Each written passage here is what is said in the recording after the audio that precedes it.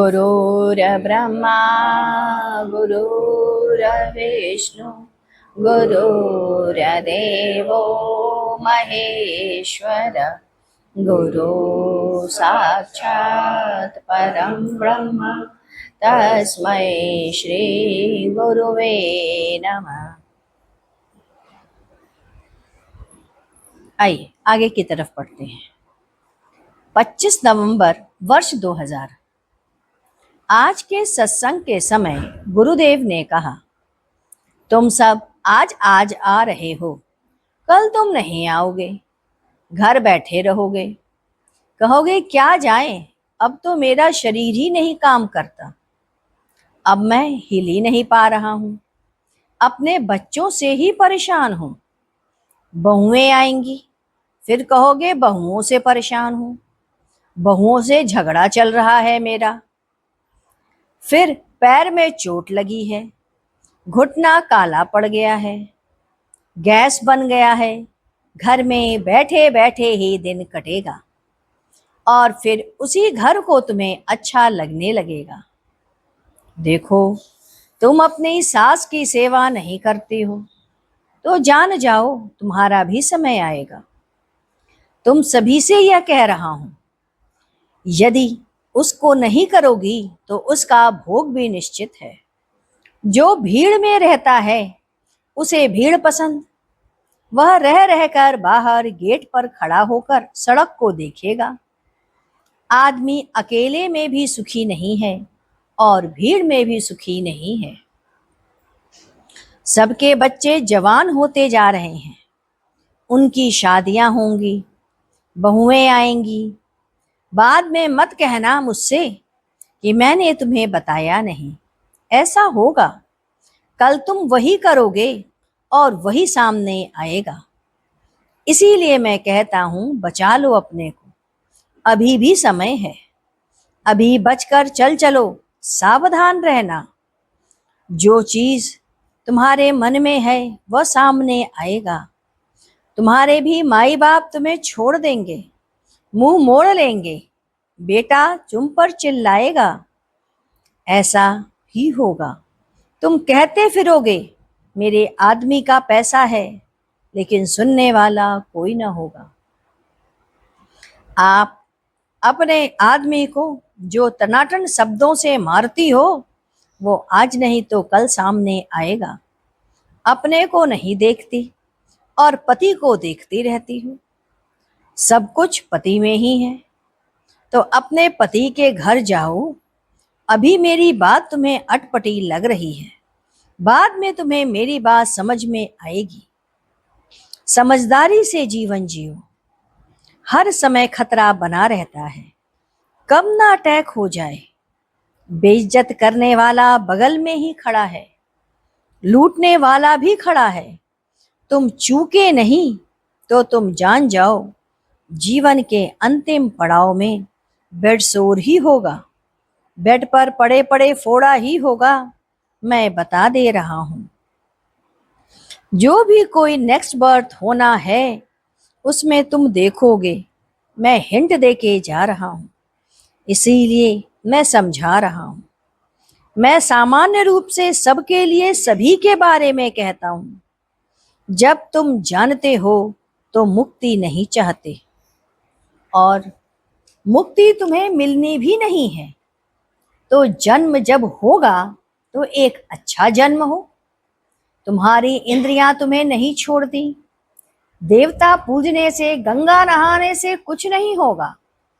अब इसका यह मतलब नहीं कि देवता का पूजन ही छोड़ दो। और मूर्ति तुम्हें प्रेरणा देती है, तुम्हारे चिंतन को भगवत परायण करती है। मैं चाहता हूं, जो नेक्स्ट बर्थ की जिम्मेदारी मैं लेता हूं, इसीलिए कह रहा हूं, जैसा कहूं वैसा करती रहना। आगे परमात्मा कुछ पुण्य तुम कर लो, तुम्हारा जन्म राजसी हो। यही परमात्मा कुछ ऐसा कर्म कर जाओ कि तुम गुड़िया और प्यारा सा जन्म मिले, एक सुंदर सा जन्म हो अगला। ऐसा कर्म मैं तुमसे करवाता जाता हूँ, तुम लोगों को समझाता जाता हूँ। इसके बाद 26 नवंबर वर्ष 2000। आज गुरुदेव ने कहा, आज रविवार का दिन है। यहाँ एक घटना हुई। अब प्रत्येक रविवार को प्रातः 7 बजे से सत्संग होता है। मंजू अपने घर से अकेले ही रिक्शे पर बैठकर हवन के लिए आ रही थी।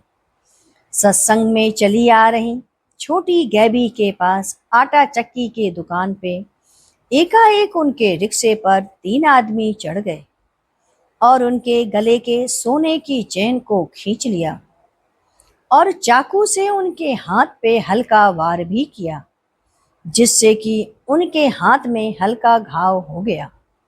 फिर पर्स को खींच करके चले जाना चाह रहे थे, लेकिन वो चिल्लाए और वो चले गए। पर्स उनका बच गया। उस समय उस पर्स में उनके 1000 रुपए थे। यह बड़ी ही दुखद बात रही। गुरुदेव का हवन था। गुरुदेव हवन करके जब बाहर उठ के आए तब उन्हें बताया गया और उन्हें पता चला।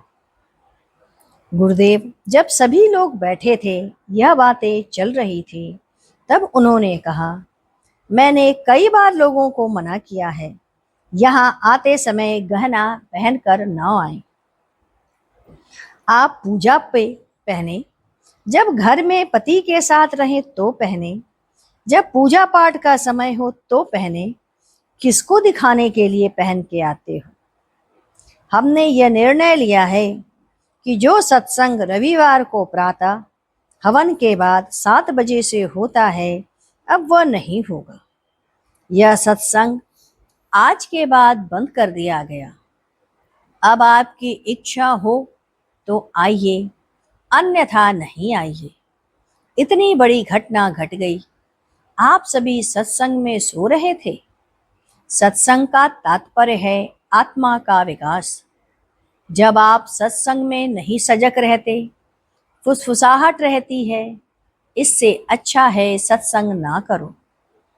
आप किसी की हालत में सत्संग क्या करोगे? अपने उस सत्य को जानने की कोशिश ही नहीं करते। नींद के झपके में तुम लोग झूल जाते हो। आने की क्या जरूरत? अपना अमूल्य समय, अपना अमूल्य चिंतन अपने ऊपर खर्च करो। क्यों? ठीक है ना? आपके विकास के लिए ही तो हम आपको यहाँ बुलाते हैं।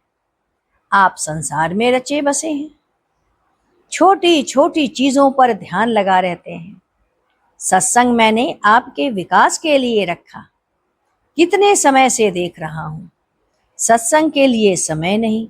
सत्संग में आलस्य, न जागरूकता, न चेतनता, सिर्फ आराम से सोना। अरे घर पे भी तो सो सकते हैं आराम से। घर पे सो जाएं। नदी तो बह रही है, गंगा बह रही है। गंगा माने है ज्ञान और यमुना माने है योग। यह योग और ज्ञान का ही समन्वय सत्संग है। इसे पीना है और पी करके निकल जाना। आपके कर्मों का क्षय तभी मिटेगा जब आप इस आत्मज्ञान को इस परमात्मा से मिला पाए। हमने यज्ञ में किसी को बुलाया नहीं है, न कहा है कि आप लोग आएं। न आए तो अधिक उत्तम होगा। मेरे मन में किसी के प्रति ऐसी गंदगी नहीं है। हम बुलाते ही इसलिए हैं कि आपकी आत्मा का उद्धार हो, आप अपने सबको देख पाएं, दोषों का निर्मूलन हो, विचार आपके अपने आप का हो और सदरास्ते पर आप चल सकें। खुलकर कहो, क्या कह रहे हो? क्या मैं गलत कह रहा हूं? बोलो। आगे फिर पढ़ेंगे। आइए गुरु कीर्तन करें। ओम गुरु ओम गुरुदेव। जय गुरु जय गुरु जय गुरुदेव। ओम गुरु ओम गुरुदेव। जय गुरु जय गुरु जय गुरुदेव। ओम गुरु ओम गुरु ओम गुरुदेव। जय गुरु जय गुरु जय गुरुदेव। ओम गुरु ओम गुरु ओम गुरुदेव। जय गुरु जय गुरु जय गुरुदेव। ओम गुरु ओम गुरु ओम गुरुदेव। जय गुरु जय गुरु जय गुरुदेव। बोलिए सतगुरुदेव महाराज की जय। सद्गुरु तुम्हें शत शत नमन।